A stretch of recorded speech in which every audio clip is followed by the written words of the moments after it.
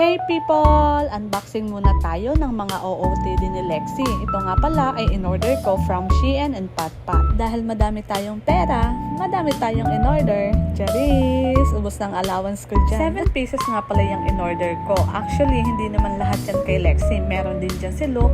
And yung iba dyan is ipang-re-regalo ko. At yun, simulan na natin magbukas. Tingnan natin kung maganda talaga siya. Itong una, bet na bet ko talaga ito guys. Kasi ganitong mga suot ang gusto ko kay Lexi. Tingnan nyo naman guys.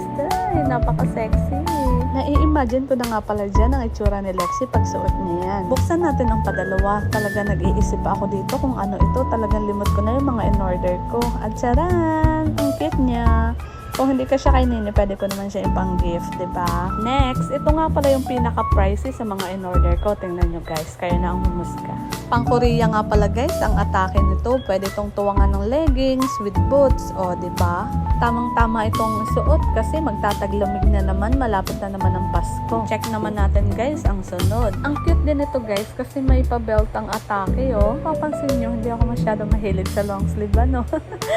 Next guys, long sleeve uli yan. Okay lang yan guys kasi maalam naman magtahi ang inay. Anytime pwede ko siyang ipa-short sleeve. Pwede ko siyang ipa-repair. Pero ang cute nito guys, oh. Pang 3 to 4 years old na siya pero feeling ko kasi na kay Nini. Dahil tinatamad na akong mag-voiceover, yan na lang yan guys. Panoodin nyo na lang yung mga natitira. Bye-bye! Thank you for watching!